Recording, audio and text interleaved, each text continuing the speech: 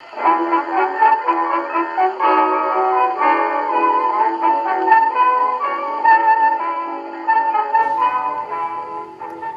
to another episode of Off the Menu. I'm Vincent Franchini from Tumblr House, here with the esteemed Charles Coulombe, king of the LARPers. Gee willikers. At least I've got a job description now. I can fill it out on my unemployment form. That'll be great. All right. So what's today, Charles? What is today? Today is October the 13th. It is several things. It is the centennial of the miracle of the sun at Fatima. 100 years ago today, the sun danced at Fatima. That's the word, danced? Mm-hmm. Wow. And secondly, it is the feast of St. Edward the Confessor, who was a king of England and who was one of the two shrines that were not destroyed at the Reformation. So you can go and venerate him today in the abbey he founded in London, Westminster Abbey. He gave England its first set of laws that were called, ready for this? King Edward's Laws. And that's not all. It's also Friday the 13th. Yes. There we go. I want you all to know, ladies and gentlemen, that if you're feeling a little unlucky or frightful today, for me personally, it's always been a lucky day. Friday the 13th? Yeah. Good things happen? For me, there were several times, for instance, when I was in school, and I really wasn't well prepared for an exam. The day came up, and the teacher giving the exam was sick or whatever and couldn't do it. And so I was given another weekend to try to figure out what was on my little mind. Wow. Yeah. Excellent. A month ago, someone sent in a question asking if there would be a nuclear holocaust on Friday the 13th today. Gosh, I hope not. I hope not too, but if you guys never see this, then we'll know. Then we'll know what happened. I think it would spoil the rest of the day. I really do. You know, it's like this comic book poster they used to have in the 80s, where you see this weeping fashion model. She goes, nuclear war, there goes my career. See, people have to get their minds right, their priorities straight. It's very important, I think. Absolutely. Okay, so Tumblr House has released a new book, The End of Democracy. Oh my. Yes, we're very excited about this book. This is the ultimate red pill book on politics. For all you young gentlemen out there, you know what I'm talking about. Red pill. This is it right here. There are so many superlatives I'm tempted to use for this book. But I'm going to resist that temptation. Instead, I'm going to use your superlatives. Okay. All right, fine. Be that way. I don't care. On the top, this book may well be one of the most important you have ever read. Charles A. Coulombe. I stand by that. Author of Puritan's Empire. And guess who wrote the foreword for this book? Search me. Who? You. Oh. You know, I do so many things these days, ladies and gentlemen. One forward or another, who's to remember? And it would make sense that you did the foreword because we're publishing this, once again, because of you. You put this on my brother's desk, on the top floor of the Tumblr House building, and and you said, Steve, you got to publish this book. This is unbelievable. It's true. And true enough, it is unbelievable. It's true. There are several of the secretaries and receptionists try to keep me from getting to reach him, but I pushed through. Right. Thank you for doing that. No, it's the least I could do when you consider. And I'll read just a little bit. We'll just quickly go through this. I love this. My favorite lines in your foreword describing this book. Christophe Buffon de Chazal wrote this book, and Charles says here, as he makes crystal clear, Buffon de Chazal has not come to save democracy, but to bury it. True. Wow. No True. hyperbole there? No. I mean, well, he's come to point out the obvious if we'll let ourselves see it. Right. That's the trick. I mean, look, on one level, we all know that there's something basically wrong with the idea that everyone's vote equals everyone else's. Mm-hmm. Now, how do we know that there's something wrong with that idea? Well, because in areas of our life that are important, we don't want democracy. We want specialization. For instance, if you're feeling an ache in your side, you don't want to take a vote amongst the people in the emergency room as to what it might possibly be. Right. You want one person, maybe two, who knows what they're doing to come in and look at you. As far as the opinions of everybody else, you don't care. Yeah, that's one of his points I remember in the book. This is not a social device used for any other type of organization ever. Oh, and it couldn't be. It doesn't make sense. But anyway. I'll read your last line because it's so striking. All right. For Buffon de Chazal is quite right. We cannot begin to see solutions until we admit we have a problem. Those solutions inevitably shall include the three things that the modern world has been in revolt against since the 16th century: altar, throne, and hearth. Incredible line. I love that. Well, it's true, sadly enough. So, by this book, this is one of the things that makes this book great is it is one of the most readable books. You do not have to be a scholar, a political science scholar, to enjoy this book.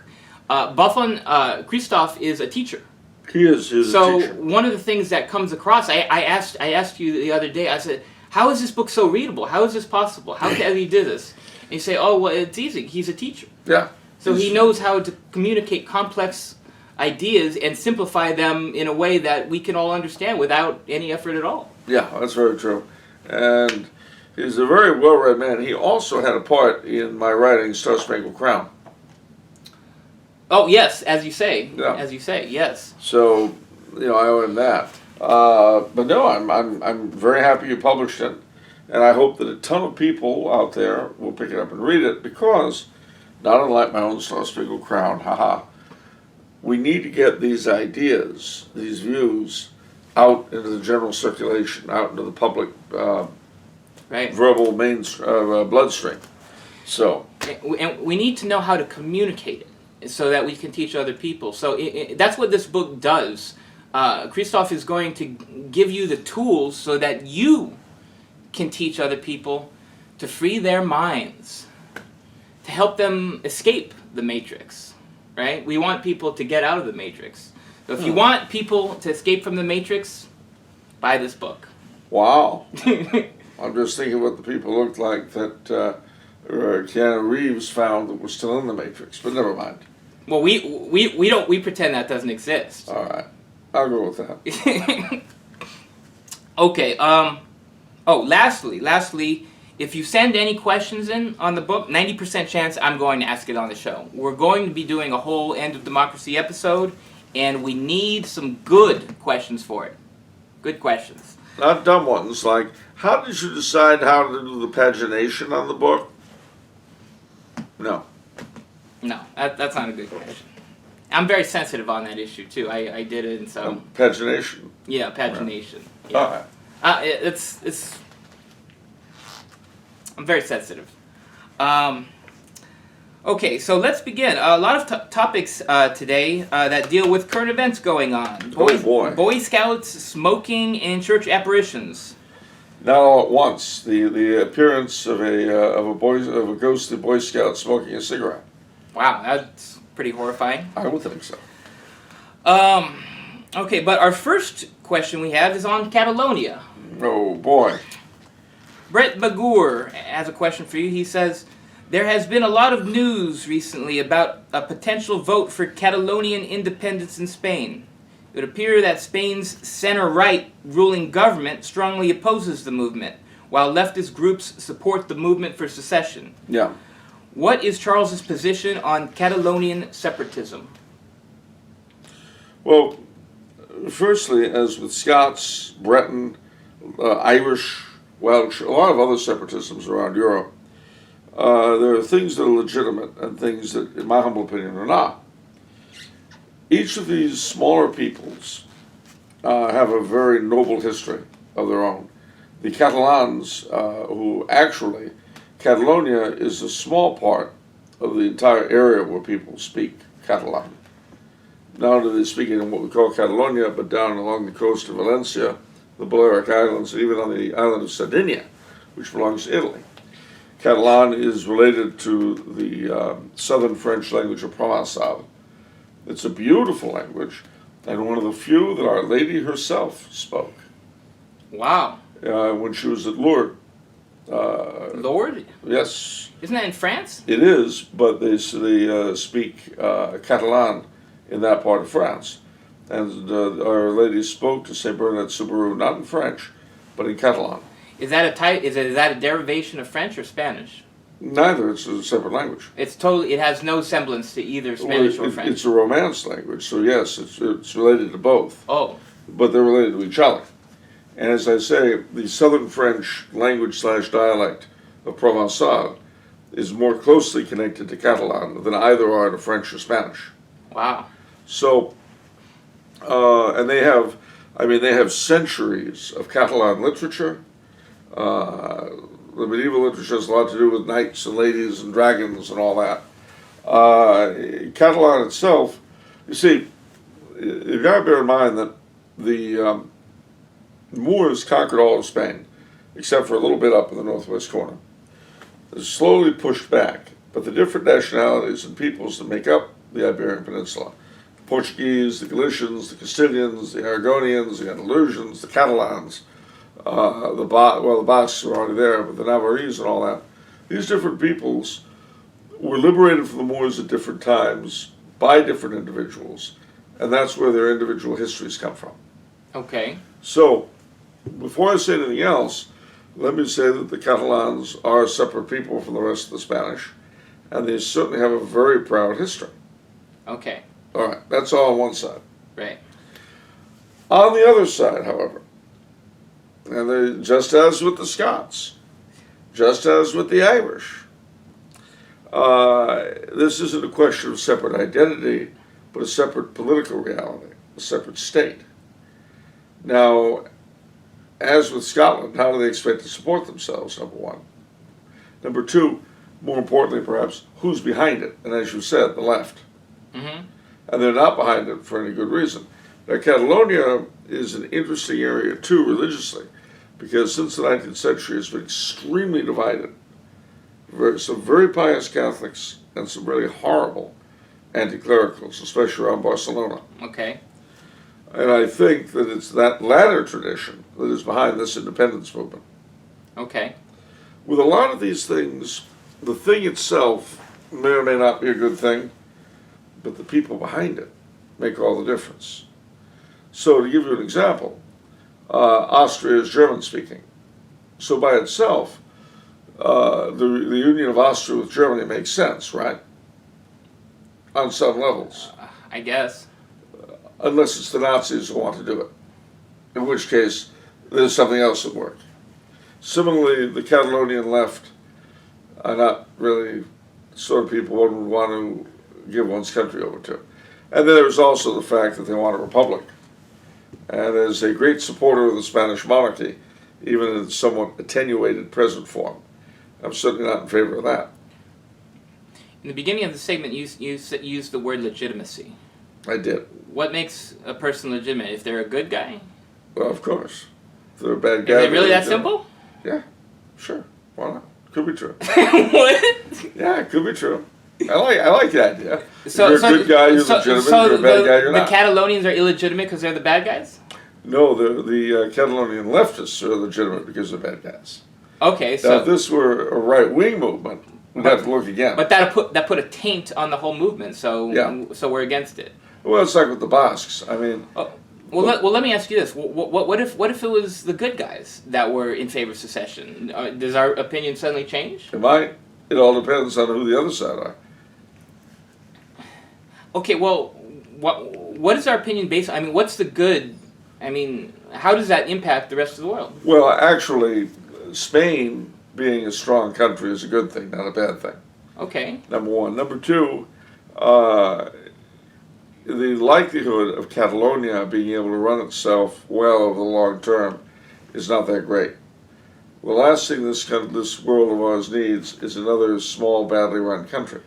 A friend of mine said that the reason this has turned into a thing is because a great deal of taxes come through Catalonia. That's a very rich part of Spain. So they have a lot of leverage. They just stopped paying taxes, and Spain's hurting. Spain has trouble, but they also don't have a birth rate, which is why there's so many Latin Americans working over there who get treated badly. Oh. Yeah, but you didn't hear that part. Okay. Yeah, I guess not. Wonder why the Catalan nationalists don't talk about the fact that they're not breeding enough people. I guess it's because my own French Canadian Oh, nationalists. so you're saying it's like this nativist threat is over there now. Oh, you stay out Yeah. because you're a threat because we're not breeding. Yeah, and also to be fair, Franco, for all of his for all of Franco's gifts, he treated the Catalonians very badly. It was one of the last holdouts. Catalonia traditionally was autonomous. First for the Kingdom of Aragon, then for the Kingdom of Spain. They had their own government, the Generalitat, and as I say, they have their own culture. There's no doubt in my mind about that. But they, a lot of them side, as I say, in the 19th century, they developed a big anti-clerical movement in Catalonia. And this was very much on the side of the Republic during the Civil War. So Franco suppressed their autonomous institutions and really tied them closely to the Spanish state. When Juan Carlos became the king and the Franco system was ended, Catalonia became autonomous again. And now they want independence, which to me shows a certain amount of ingratitude. But that's just me. Okay. Mr. Begur had a second question on this topic. He's asked, what implications would Catalonian secession have for the church in Spain? Or what's left of it? Or what's left of it? Well, I mean, if the behavior of Catalonian anti-clericals in the past is anything we can expect, Catalonia would become even more secular. And they doubtless would play all sorts of games with the church. I see. So, I mean, they'd be even worse than they are now. I see. Okay. Next question is from Will Johnston. I've just begun Chesterton's book on Dickens, and in the introduction we find him speaking very nostalgically about the time of reform directly after the French Revolution, and the egalitarianism that spawns great men. And I find it hard to truly understand this. I'm curious as to what Mr. Coulombe has to say about Chesterton regarding his fascination with liberalism. That's a good question. And the answer is that Chesterton, number one, came from a liberal background, politically, his family. But beyond that, you've got to bear in mind that the British oligarchy, especially agriculturally based oligarchy, that dominated the country from the 1500s into almost the 20th century, losing power successively through the 19th, was based upon the people who took over at the Reformation, and then who later executed the king. Now, I'm painting in broad strokes. Right. But the rights, as that history went on, the rights of the common folk of England were increasingly restricted, especially their economic rights. So, for instance, when you read about Charles I, you know, he was beheaded because he insisted on the royal prerogatives. He wanted to keep bishops in the Church of England. He had negotiated with Rome for a union. These were all things were bad. But what gets left out is the fact that he stood up for the common people against the enclosures. Now, you may not know what these are, but basically, in the Middle Ages, you would have, on every estate, you'd have common land. Now, ostensibly, it belonged to the lord of the manor, but in practice, everybody grazed their animals on it. Now, what the enclosures did, and you needed those animals to survive. You know, you've got your own plot where you raise your garden vegetables or whatever you're eating. You work on your lord's fields as well, 30 days of the year. But then you've got your animals that you're dependent upon, goats, sheep, cattle, whatever they are. You're dependent upon them as well for a living. They graze in the common lands, which, as I say, ostensibly belong to the lord of the manor, but practically are used by everybody. Okay. What the enclosures did was that it allowed the landowner to make good on his nominal ownership and enclose them so that you could no longer use them to graze your sheep or whatever, or your cattle. But you know what that had the effect of doing? What? It drove people off the land. Because if you can't graze your animals, you don't have it. And you can't survive on vegetables alone. Okay. So It drove a lot of people off the land who later on would become the urban proletariat. Their descendants would. They'd go to the cities. Well, the king stood up against the enclosures, which was, as far as he was concerned, yet another attack on the age-old Constitution of England. Okay. Well, as you can imagine, later on, especially because they were dealing with the descendants of that oligarchy, a number of the early Liberal and Labour Party people were very sympathetic to the Stuarts and to the anti-Reformation in general. Not for religious reasons, but for political ones. And it was from that tradition that Chesterton came. Okay. So we're going to make allowances for him because he came from the time where that was, more understandable. Absolutely. People are always more understandable in their own context than they are in ours. Okay. Just as we're much easier to understand if you live now than if you live at some other time. Why did Catholics go along with abortion and never do anything practical against it? You would have had to have lived then to understand. That's true. Yeah. Think of what our descendants will think of us.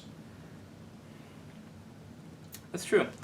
Okay, Will Johnson has a second question. I've been wondering what the real origin of the Anglo-American fear of smoking comes from. Obviously, the fear has been aided by medical hysteria, which is probably not totally unfounded, but it would appear that the fear is much older than that. Where does it really come from, if not from medical problems? That is a good question. And the answer is that the Anglo-American mind, especially the American half, has a heavy puritanical element in it. That element needs to be on a moral crusade constantly. It always has to be in the right, improving everyone, especially improving others, because self-improvement requires effort. Whereas improving others, your mouth can move, and you can pretend you feel good about yourself. All right. Once upon a time, this expressed itself in moral crusades, the Watch and Ward movement in Boston, blue laws, all sorts of good stuff. Yeah. Well, now, as we have increasingly become totally depraved and perverted, not to say disgusting, not to say a sort of huge open bordello, we can't go on those crusades anymore. But that impulse is still very powerful. So what we do is we transfer that impulse. We give it a new outlet. And that new outlet is, amongst other things, the anti-smoking crusade. Because we can feel good about ourselves. And it's healthy, too. And it's for the children. And it's all the other drivel that we come up with because we're morons. My personal favorite, as I've said before in this space, when I hear that phrase, modern moral attitudes, I want to break something. But what it makes me think of is the madam of a bordello who tells you, these women who are working for me, I know what they're doing. They're going out after work and they're smoking out back. I know they are. And you're like, madam, are you aware of what kind of a dump you're running here? Do you know what sort of a business this is? And she looks at you just like a deer in the headlights. Yeah. Well, we got to make a distinction. We're living in California, Charles. Okay, you got to be a little bit more specific when you say smoking, because smoking marijuana, okay, that's good.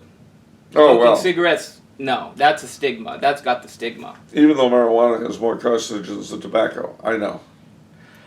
It's such. Yeah, but you don't smoke as many. So these people who are smoking cigarettes a pack a day, that's risk for lung cancer, big time. Okay. Let me ask you a question. Uh-oh. What's likely to happen that I smoke two packs of lung cancer a day? I have lung cancer. There you go. I've fallen for it.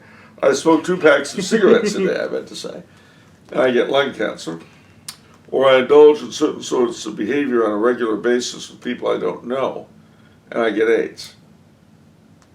Which is likely to happen statistically? You're going to get AIDS because you're smoking marijuana? Not exactly. Wait. It happens some other ways. You get all grown-ups. The thing is, well, no, you don't get it up to an ounce. The point is, there are certain kinds of protected behavior that are far likelier to give you terminal diseases Absolutely. than smoking.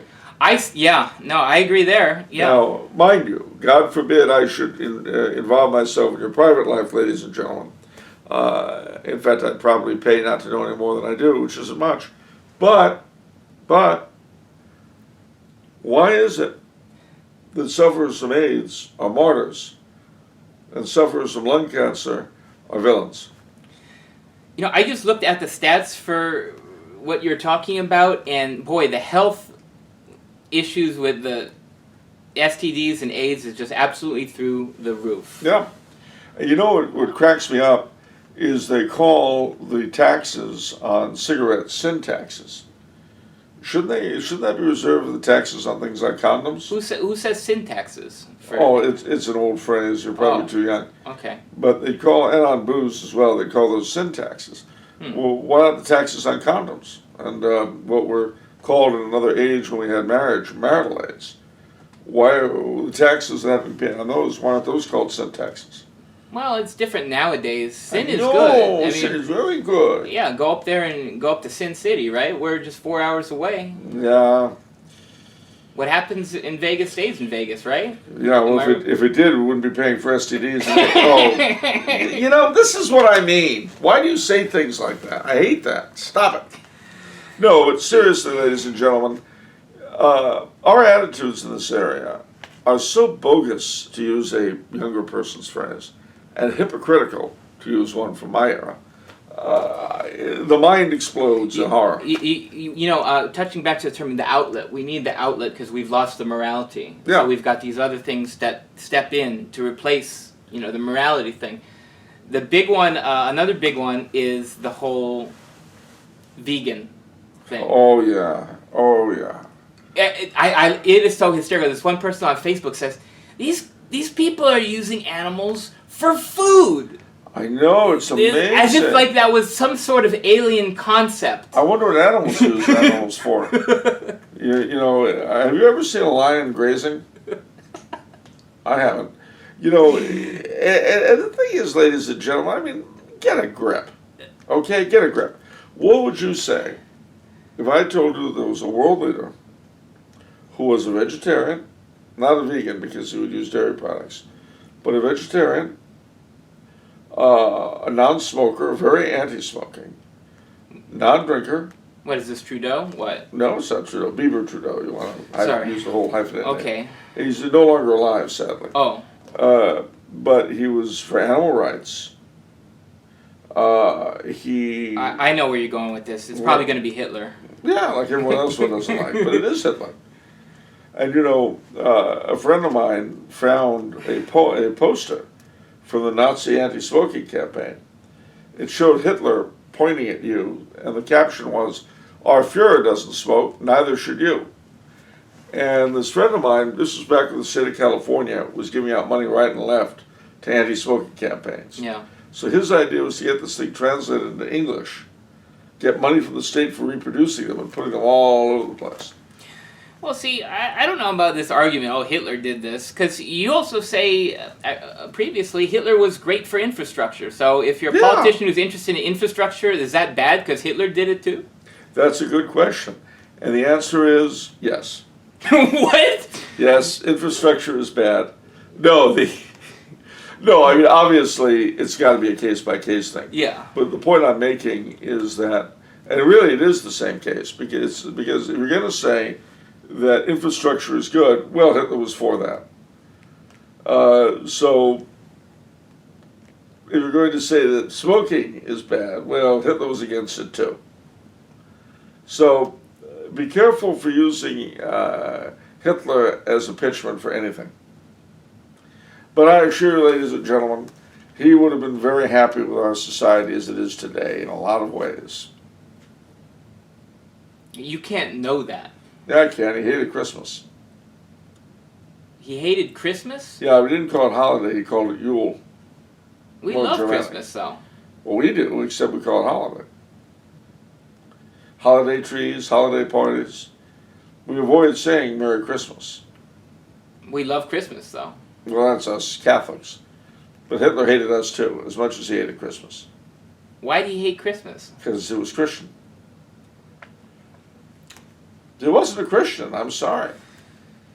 Okay. Alright, next question is from James Jorgensen. What all can you say about the Transylvanian Count Vlad Tepes? He's reputed to have been a cruel ruler. Is this true? Well, he was the prototype for Dracula. How was he a prototype for Dracula? Oh, well... that had to be a jest. I'm sorry, that was quite a statement. Oh, no, I mean, he was called Dracul, which means demon or devil. That was one of his nicknames. Because he had, shall we say, some interesting habits.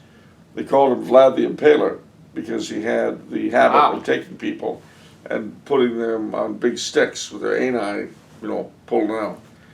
And at one point, he conquered an entire Turkish army and did that to the whole bunch. So he had issues, we would say to that. Now, question is, why was he such an unpleasant person? Oh, yeah. And the answer is that he had been sent at an early age with his younger brother as a hostage to the court of the Sultan of Constantinople. His father was the ruler of Wallachia, which he became in his turn. But the two boys were held as hostages for their father's good behavior.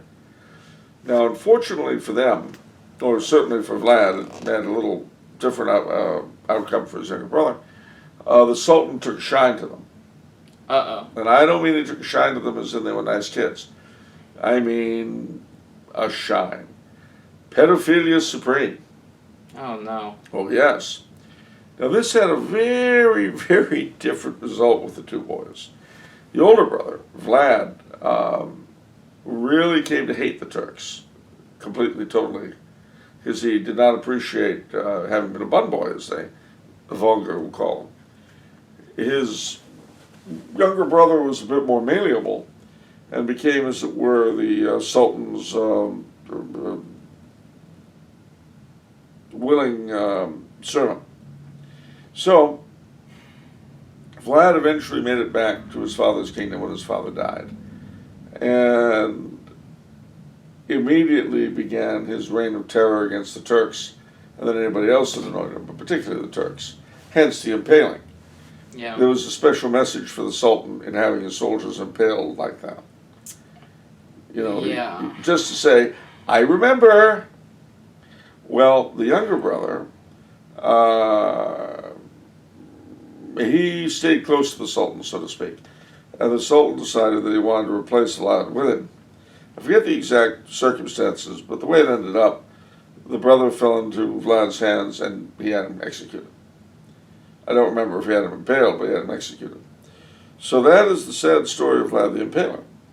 And it has kind of a weird echo today, in that the president of the Philippines is very anti-Catholic and treats the church abysmally.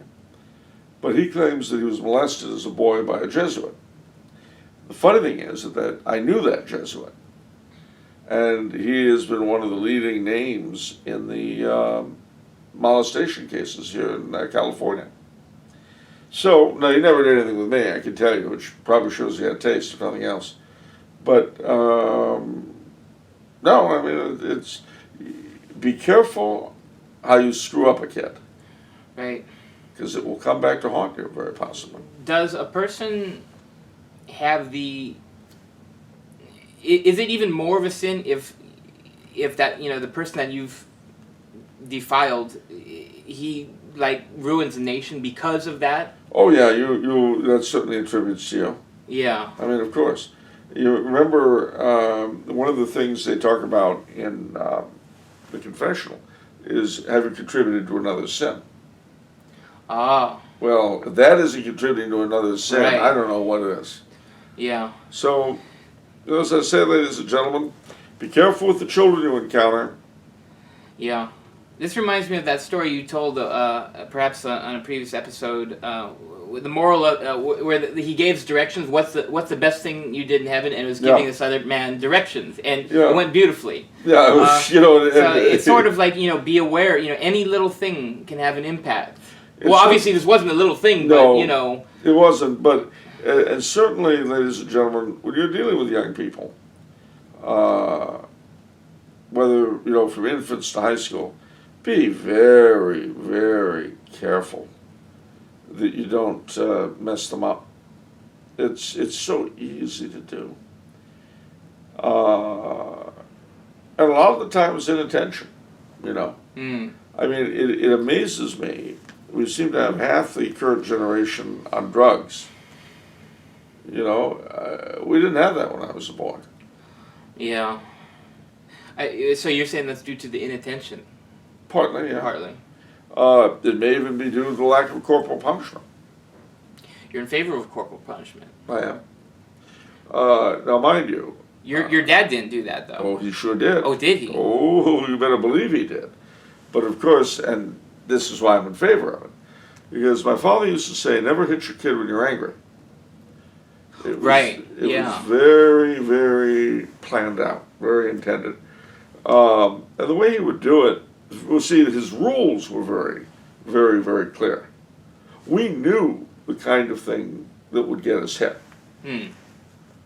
You see? Right. And then he'd count to 5.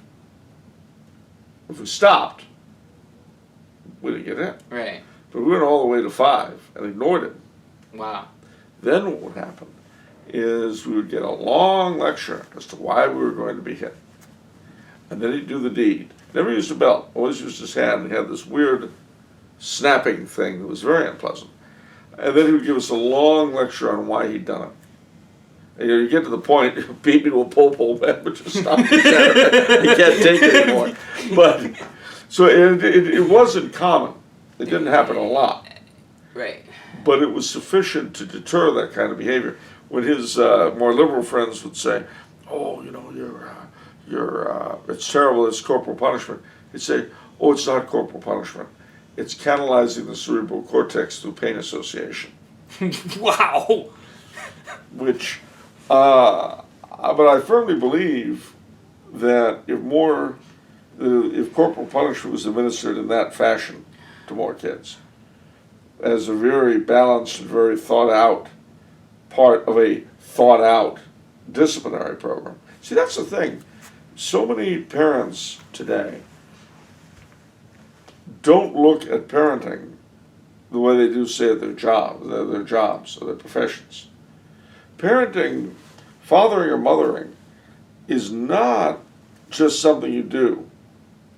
Right. It's the most important thing you are charged with. There is nothing you've got going on that is more important than your kids. But having said that, it doesn't mean you spoil them, it doesn't mean they get everything they want. It means you spend a lot of time with them. It means you sometimes have to sacrifice your own interest in them. I mean, it's like when parents ask me, should I let my kid read Harry Potter? Or this or that or whatever. I say, read it yourself. And then That's hard, though. I know. God, To read. Maybe read a couple reviews on Amazon and see what other people are saying. Yeah, maybe that. Maybe make up our mind from people who don't even know as much as I do. No. You read the thing yourself. Or don't pretend you care. I mean, my father, when my brother and my son were getting interested in a series of books, he wouldn't read out the whole series. But he'd read 1 or 2. Right. And then he'd give us the go-ahead or not. And that, he was the sort of fellow we could discuss these things with. And he sometimes would get an interest in the book himself and throw it back and forth with us. Cool. Well, I mean, he was of the opinion that his sons had brains, and that the brain is like a muscle, and it gets exercised by use. But see, because he knew that he and mother were our primary educators, above and beyond the school, this too was part of his job. I mean, he said it once, he said it 1,000 times, that one of the most important things to be judged on, he believed, by God, was how good a father he had been. And that is the seriousness with which people have to take being a father or a mother. Right. Okay, let me take it back a little bit to the corporal punishment thing. Yeah. And let me ask you a question, because you seem to suggest that, okay, so your father had this whole elongated routine. And you just said, just beat me up, old man, but let's get on with it. So, or something akin to that. So if the corporal punishment wasn't really the part you minded, couldn't he have done away with it if it wasn't the effective part? No, because it was the centerpiece.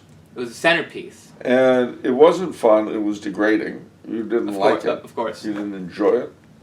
And to be honest with you, it was kind of obvious he didn't enjoy it. Mm. And that's what impressed you. The fact that he was willing to do it much as he disliked it. Mm. And that impressed upon you the seriousness of the offense. Interesting. But as I say, we had a very explicit set of rules we lived under. Yeah. And when I say explicit, I don't mean there were a ton of them, because there weren't. And in some ways, my father was extremely, people today would consider very laissez-faire. I mean, we stayed out and stayed up later than most of our schoolmates. Mm-hmm. He had very, there were very adult areas that we could talk about with him that probably most parents would not. Mm. But part of that was the time and the place, Hollywood in the 60s. Wow. Things would come up. But that was the thing, He always made it clear that there wasn't anything we couldn't talk to him about. But that went in with his whole belief that this was his most important job. Everything else, his acting before and his engineering after and everything in between, was secondary to raising us and dependent upon raising us. And that, I'll just say parenthetically, for a lot of you folks out there, one gets the impression that a good chunk of young people today have done very poorly in the father department. I cannot tell you how unhappy that makes me, because so much of who and what I am came to me because of the father I had.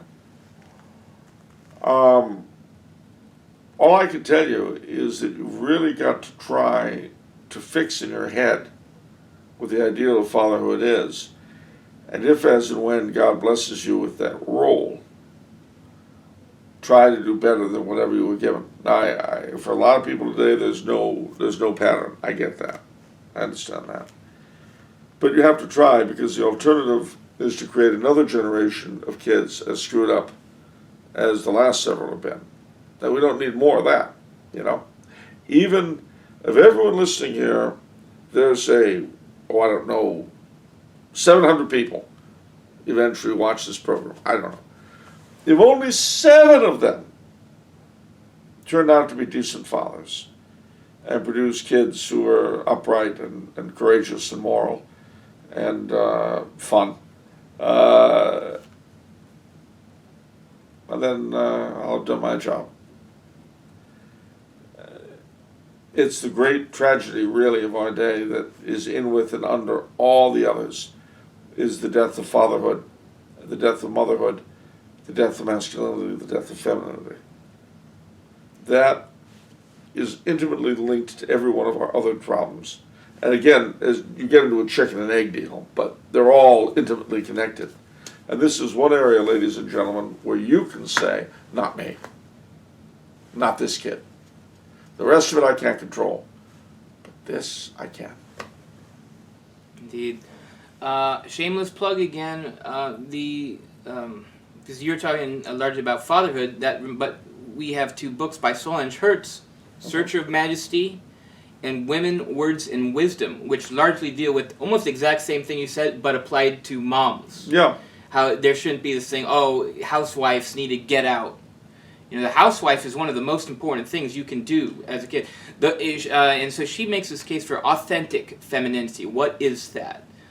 She says, one of my favorite lines, she says, you know, you can't just be the executive boss, you know, to your kid. You can't just be the Latin scholar part of your kid. You have to be all things to him. And that's why you need to know all things. You need to be able to come up with, to answer all these weird sorts of questions. You need to be everything for him. Perhaps you yourself may not be a saint, but if you raise a saint, that's just as good. Job well done. Yeah, and the thing too to bear in mind is that, as my father used to say, there are several stages in a kid's development. For a boy, from 1 to about 5 or 6, his mama's boy. Right. But then, for about 5 or 6 to perhaps 10 or 11 or 12, his dad's kid. And then, from that time on, begins the period of discovery, of finding out what the world is about, meeting other people, dealing with other things. Basically, your parents have armored you with what you're going to get from them by the time you're 14 or 15. And again, when I say your first your mom's and your dad's, that obviously is not, there's no complete separation or break. And I presume too that with girls, it's a bit different in the sense that they have a very different relationship from their fathers and their mothers than boys do. But nevertheless, you need them both. Right. See, that's another great evil lie of our society, that you don't need both parents. You do, and you need them both pulling 100% to do their job with the children and do their job with each other. That's why the sacrament of marriage is so important. And that's why, ladies and gentlemen, when you're looking for a spouse, there's several things you got to keep in mind. And we'll put aside buying one in the slave market of Tangier, as I suggested earlier. Oh, of course, yeah. Although several people asked for the address, as I recall, but never mind. The thing is that you need a spouse who shares your vision. You need, if you're a guy, to be established on the road that you're going to be doing. I don't even got to be the head of a company, but you need to have pretty much figured out the profession you're going to be pursuing. You need to have money coming in. Nothing destroys marriages, even amongst good Catholics, more than monetary problems. So you got to get that settled out. You got to know how to manage money. None of these are romantic, ladies and gentlemen. They're not romantic, I know. And I would not want to denigrate the role of romance either. I really would not. The problem is everybody knows that part, but they don't know the nuts and bolts. Again, quoting my late father, he used to say, people know how to get married, but they don't know how to be married. And that's something to think about. Yeah. Okay, next question. I have heard that the Catholic Church doesn't truly approve of any economic system currently in use. What are more modern-day economic systems approved by the Catholic Church? And does any country or group in history use them? If they have, how has it worked out for them? Well, okay. It's a little bit difficult to say that the Church approves this or that system. She's been able to work more or less closely, better or worse, with all the different sorts of systems there are. I mean, she existed under the communists, even as she does today in China, as she existed under the pagan Roman emperors as a victim. But certainly the Catholic confessional state, with the social teachings of the Church or the animating principles, has worked best for them. But there's no country like that around today. I mean, it's hard to answer that question because, like, what are you taking into account? Are we taking into account the historical stance on usury? Yeah. Because there's nothing if we're doing a historical stance on usury. That's very true. And part of the dynamic that led up to Vatican II was the fact that everything that the church had tried to get the nations of Europe and the rest of the world to go along with, she failed in doing. And what was presented to her at Vatican II, and what a lot of the churchmen, to include several popes, what they accepted as a sort of substitute for the ideal was, as far as countries went, individual countries, a confessionally neutral state, nevertheless illumined by gospel values, i.e. Eisenhower's America. And then, in place of the notion of Christendom, or the Holy Empire, as a higher Christian fraternity above the national level, in place of that, the United Nations. But in the years since Vatican II, neither of these have shown themselves, have shown the promise that the clerics of that time were hoping for them. Most liberal countries, including our own, are anti-Catholic in terms of their manner of life. And the UN very much so in a lot of ways. I say a lot of ways because these aren't complete. There are areas where the church, varying from country to country, is still able to collaborate with what is basically an anti-Catholic state. And there are still areas in which the church is able to collaborate with the United Nations. But those areas tend to get ever more restricted.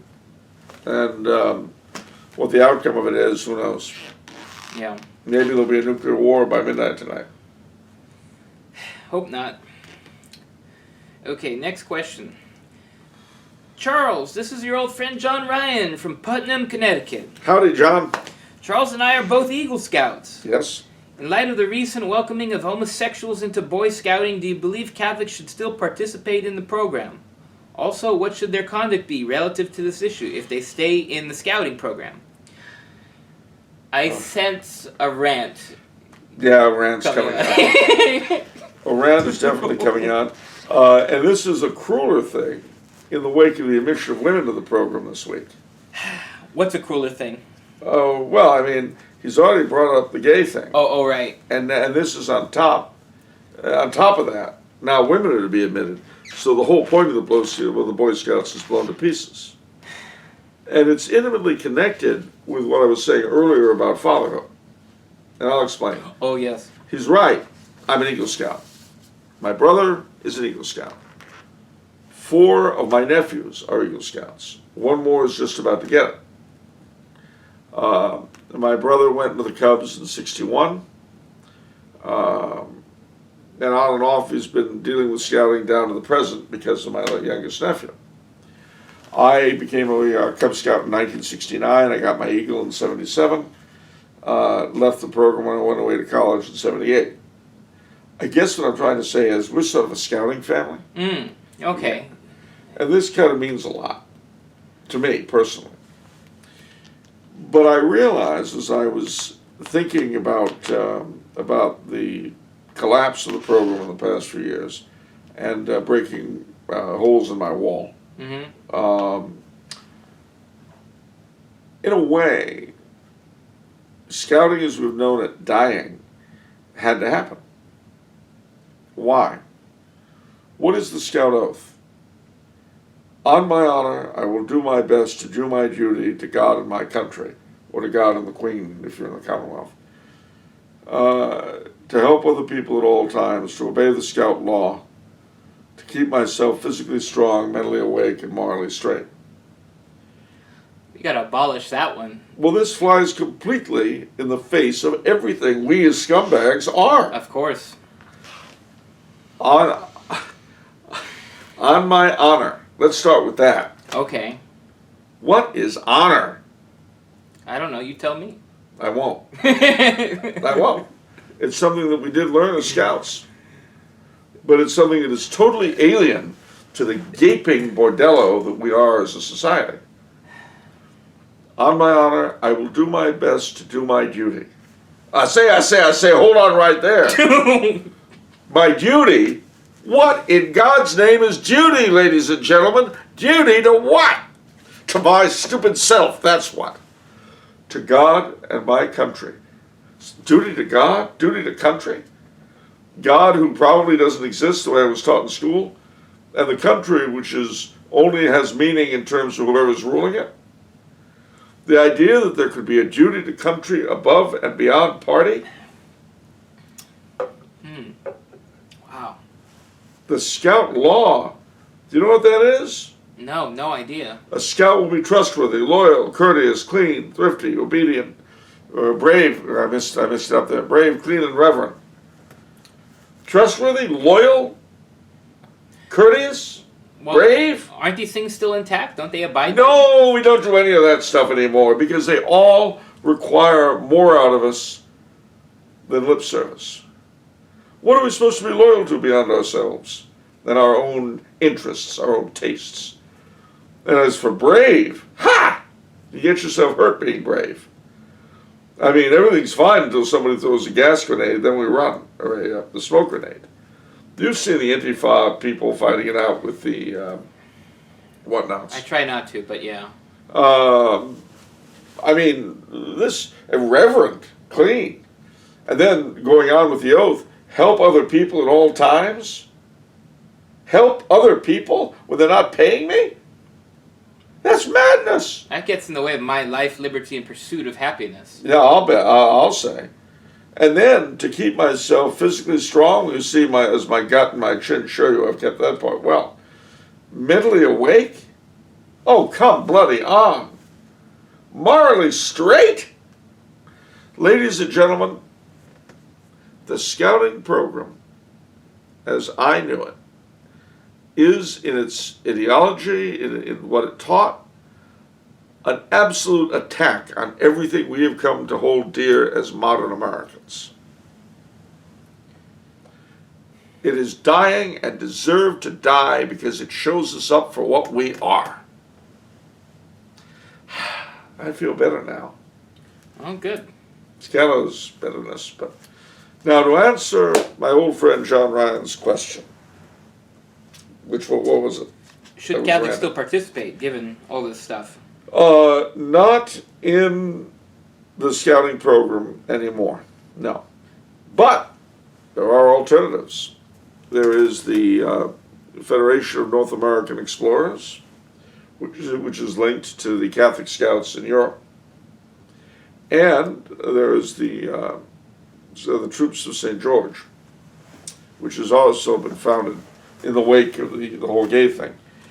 But, you know, one of the things about American scouting, which I have to point out, European scouting fairly soon broke up into pieces along denominational lines. And then those broke up between conservatives and liberals. American scouting maintained its religious but non-denominational character up until the present. It did not break up into little pieces. But two things happened. One, the civilization around it changed, and the insistence upon both a belief in God and a basic morality divorced it from the society in which it lived. But something else happened at the same time, and that is that it became much less about the boys and much more about the bureaucracy that developed. Now you got to understand that scouting in my day, remember what we just said about fathers, scouting in my day was very much connected with the fathers.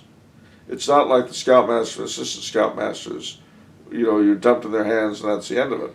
No, not at all. Every troop had what was called a committee, and the fathers of the troop were supposed to serve on the committee. Now what this meant practically was that you often saw your father doing things you'd never see your father do otherwise. Interesting. You might see him, I mean, I've always been an urban kid. I rarely went anywhere in the country with my dad. But a number of the times I did was scouting. I saw him interacting with other fathers from the committee. I saw him interacting with other kids. And the interesting thing about my dad It's funny, the now deceased assistant scoutmaster of my troop at that time said in reference to the scoutmaster, Dick would tear a kid down and your father would put it back together. Which was true, because God bless him, our scoutmaster had a nasty time. But it had never quite gotten over Korea. But my dad knew how to turn everything around and make it right again. And it was the fathers were an integral part of it. But what happened over time is that they stopped having fathers, because the number of kids in broken homes skyrocketed. So then you started having mothers on the committee. But see, a mother will never understand a boy the way a committed father will. They just can't. You know, it doesn't mean they don't love them, but they love them in a different way. And they can't understand them the way a father who applies himself will. It's just, you know, boys take risks. Yeah. Boys compete with each other. Not the way women do. And that's an interesting thing. With men, and this was a great thing that scouting encouraged, the idea of competing with a man without hating him, without disliking him, even with really being a pal, and yet being able to compete. That's something that is a very masculine trait. The ability after a competition or a game, you know, to kick back with a few cokes and laugh over the whole thing. That's the sort of thing that scouting teaches. But it's not something you can or should expect mothers to get into. You know, I mean, it's the old gag. If your kid beats up the neighbor's kid, who do you want to talk with, the father or the mother? Presuming there's both. Well, you know, you talk to the father, and he'll ask his kid, why'd you let that moron next door beat you up? Whereas the mother will be, oh my gosh, that monster of yours. Right. So, the scouting program was suffering already a lot in the late 60s and the 70s, 80s through that. At the same time, as I say, the culture was changing in a more toxic direction. And I think toxic, unhuman, anti-life, that covers it. And that naturally had its effect. Because remember, the President of the United States was the honorary chief scout. Oh. The scouting was woven into the warp and woof of many, many local communities. Philadelphia, for instance, they had a big scout headquarters that the scouts, it was on city land, the scouts rented it for $1 a year. Why? Because scouting did a lot of things for a lot of kids. In urban areas, it got them out into the countryside. In rural areas, it got them together and pulled them out of their isolation. It had something for everybody. And the merit badges, which you had to acquire to go from one rank to another, they taught you all sorts of things, from bookbinding to American history. I mean, a lot of the leadership skills that I use now in different organizations I belong to, I got from the Scouts. Many of my friends today, I first knew in scouting. So it was an important thing. But as it went on, another thing happened, and that was while the mothers were getting more into it, and the fathers were decreasing, the bureaucracy of the thing grew bigger and bigger, larger and larger salaried staff. So obviously, these bureaucrats become ever more interested in securing their salaries, rather than the mission of the thing. And that's something, to be fair, you see throughout our society today. You see it in the church, you see it in charities of all kinds, fraternal organizations. It's just, you know, everything. Yeah. But a good sample of that, I mean, the local councils would have headquarters. The one in LA was a nice old home. It was a rustic sort of thing. Had a statue of the Unknown Scout in front of it. You probably never heard of the Unknown Scout? The Unknown Scout. Well, the way scouting came to this country was back in 1905. There was an American who's naturally, I wouldn't make tenderfoot today because I can't remember his name. It wasn't Richard Harding Davis, I don't think. But anyway, whoever it was, he was in London on a business trip. And there was a huge London fog, and in those days the fogs in London were killers. So he was lost. And this kid in a scout uniform comes out of the fog. And he offers, he says, "Are you lost, sir?" He says, "Yeah, I am." And he guides him to where he's going. So he offers the kid a buck, or not a buck, a pound. And the kid says, "Oh, no thank you, sir, I'm a Boy Scout. We don't take money." And then the kid went off. Well, he was so taken with the whole thing that he advertised in the paper to find out who this kid was. Never did. Wow. And so in scouting lore to this day, he is called the Unknown Scout.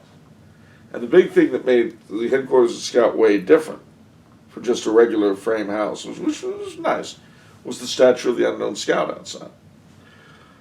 Well, unfortunately, that was replaced with this huge thing that looks like a little San Quentin prison. It's a gigantic thing. But that symbolizes the change in the program. And people like that are, of course, much more interested in maintaining their salaries than they are in the program. And I don't blame them. I mean, we all have to make a living. Right. But that was not the way the program was supposed to be.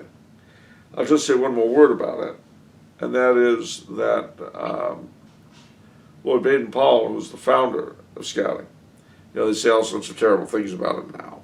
He was an imperialist and a racist and this and that. And, Fascist? Almost. You see, anything you can think of that's bad, Yeah.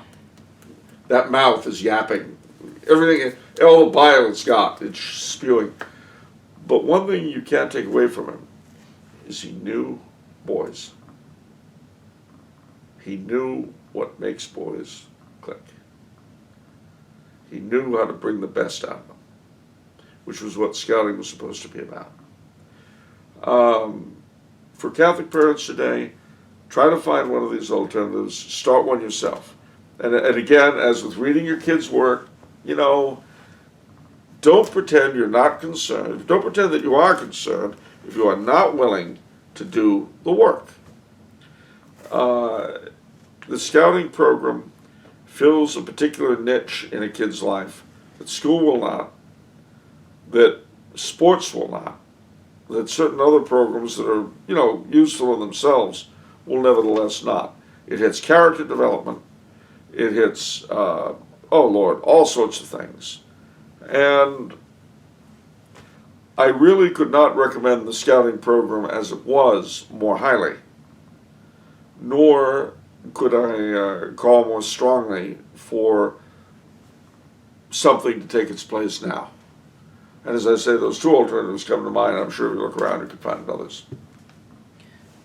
Do you think the liberal movement will allow Boy Scouts and Girl Scouts to keep their names? Because those names, those promote traditional gender roles and inequality. Well, they do, and I'm sure they'll go. With the Girl Scouts, it's interesting. The Girl Scouts became sort of very radicalized and feminized. And they're a different organization. They are. Which is interesting. In this country, they were founded by Clara Barton, but they were a very good program once upon a time. They really were. I can't pretend I'm as familiar with it, right, because my personal experience with Girl Scouts primarily extends to buying cookies. But I know that Lord Baden-Powell's sister, Lady Baden-Powell, was very big in the formation of Girl Guides, as they're called overseas. And his wife also had a great deal to do with the guides. And again, these were ladies who knew girls, who knew girls the way Lord Baden-Powell knew boys. And these are very specialized beings, and the training and formation of girls and boys into men and women is surely one of the most precious things, one of the most important things any society, even this one, is capable of. The boy is the father of the man, the girl is the father of the woman, It's an old comment, but it's very true. And I know gender roles. I hate that phrase. Gender roles? I hate it. I hate the phrase gender roles. You're not gender fluid? No. You're not. Okay. You like cisgendered better? Is it? Would you like to see the old male skill of gunfire?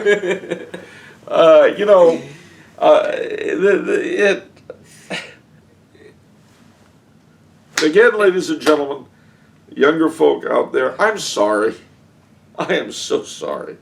We have presented you a pile of excrement on a silver platter and told you it's food. It's not. And the problem with you kids is you smell it and you go, it doesn't smell very good. You look at it, so it doesn't look very good either. But it's on a silver platter, and the older people that presented it to us, they say it's food.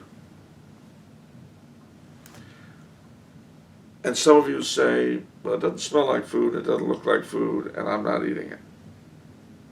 You're right. Absolutely right. What, however, can't be done for you overnight is to give you everything that's been taken. You know, I can reminisce, believe me, ladies and gentlemen, nobody gets more nostalgic than I do, and not just about Scouts. And God knows what I was in was a society declining into the garbage we have now. All right? So it's not like I come to you as a messenger from some golden age. It was better in the sense that the primary or the secondary stage of a disease is better than the tertiary or quaternary. You know, when I had headaches and had difficulty walking as opposed to chunks falling out of my face. Yeah.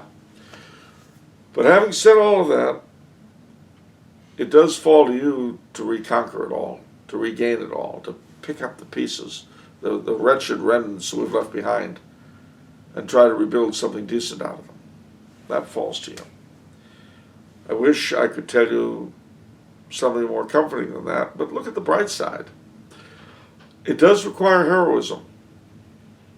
Heroes are remembered. Those who go with the flow just slide down into the sewer. What else we got? Okay, final question for today is from Tom Berryhill. Charles, what is your opinion of the signs of the times? Considering all the scriptures say, not to mention warnings from Our Lady in various apparitions, as well as the testimony of many saints and doctors of the Church, it seems inescapable that the end, or at least the beginning of the end, is very near. If you agree with this, don't you think it is our duty to redouble our efforts to preach conversion, prayer, and penance before it's too late? It is my opinion that many souls could be saved if the messages of Fatima and Akita were more widely known. So, is the end near? Let's start with that. Well, I don't know. Ladies and gentlemen, I have no idea whether the end is near. But I'll tell you what Corporal McIntyre told me. He said, the world will end at some point. Whether or not it ends in your time, your world is definitely going to end. That is to say, you're going to die. So am I. If you are ready, said he, for the end of your world, you'll be ready for the end of the world if it happens in your time. It feels horrible today. It feels apocalyptic. Everything I've been working myself up into a rant over the course of this podcast gets me in an apocalyptic mood. No doubt about it. But terrible things have happened to societies before. And it has not been the end because we're here. You know, when 2/3 of the population of Europe died in the Black Plague, something that almost all of the ancestors of you, who I'm addressing today, it felt like the end. They still kept on having kids and trying to live lives, but it sure felt like the end was there. St. Vincent Ferrer living at that time, and with the church broken into three fragments, three popes, he believed it was the end. St. Pius X believed that the Antichrist had even then been born. If he has, he's over 100 now. You know, he better get on the stick. It is going to happen sooner or later, someday, and believe me, I would not be surprised in the slightest to have that happen now. But I also remember the messages of Fatima do not talk about the end of the world. They talk about all kinds of unpleasantries. They talk about Russia being converted, her Immaculate Heart triumphing, and then a period of peace. We know how long that period is. But nevertheless, everything my questioner describes is something we should redouble our efforts to do. Yes, yes, yes, yes, yes. Because we don't know. And we are so complacent. So complacent, ladies and gentlemen. Especially when it's autumn, you just feel like kicking back. Don't want to do anything. But I would definitely, ladies and gentlemen, I would definitely live each day of your life as though it were the last. One of the elements of the message of Fatima that gets short shrift is the necessity of doing the duties of our state in life. Okay. What does that mean? Well, amongst many other things, it means what you do as a father, as a mother, as a spouse, as a son, as a daughter, as an employee, as an employer. The duties of your state in life. And that is precisely what we have not done these past 100 years. We have progressively gotten away from the duties of our state in life, which are not mere gender roles. They are, and not Parker roles either. Parker roles? Parker House roles, yeah. That's it. I'm not familiar. It's another kind of role from Boston. You wouldn't have had it. Okay. New gender roles, now with raisins. Oh, okay. Got that now? Got it now. Okay. Yeah. So, and with sugar topping. Anyway, we have been in a flight from the duties of our state in life. Clergy and laymen, military officer and enlisted men, police and public, everybody is in headlong flight away from the duties of their state in life for the pursuit of self-satisfaction. Now, I don't know if this is the end of the world. I do know that Our Lady, both at Akita and at Fatima, predicted chastisement. And that chastisement could be extremely dramatic. Nuclear wars and such. You know, the little fat guy in North Korea destroying our electrical grid and all that I heard George Norrie talking about yesterday. But the problem is that the flight from the duties of our state in life is in itself destructive. And notice something about life. Most of your sins and mine, we actually escape the earthly consequences of. Mm-hmm. Most of our sins, we never pay for them. We get by. This side of the grave, smooth sailing. But every now and then, God lets our sins catch up with us. And when He does, we start whining. Oh God, why did you let this happen to me? Well, don't think of that. Think of all the things He didn't let happen to you. So, where are we going with all of this? The Rosary, the First Saturday devotions, all this is very, very important. We all should do it. But we have to get back to doing the duties of our state in life.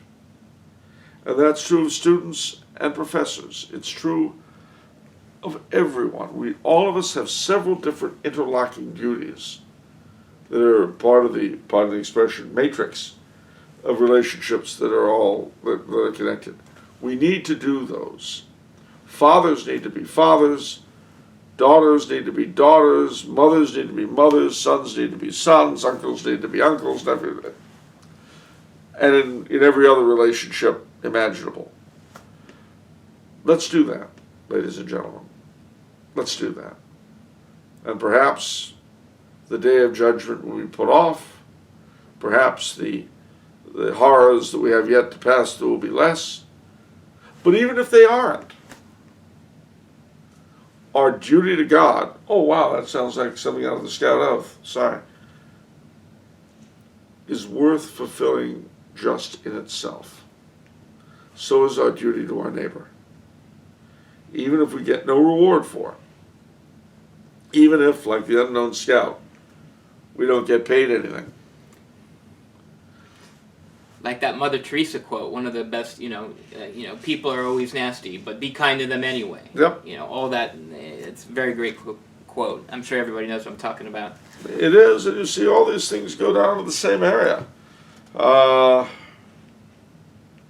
you younger people out there, if you look at the difficulties and unpleasantries that you grew up in, okay, sorry about that. Try not to do it yourself to those who follow you. And I guarantee you, the harder you try, the greater the reward. In this world, yes, and certainly in heaven. That's about all I got to say. Okay. I'm talked out. Okay, well, that's it for this episode. If you enjoyed watching us, please subscribe to our YouTube channel. If you'd like to send Charles a question, you can do so through the Tumble House website. See you next time. Take care, and remember, the soul you save may be your own.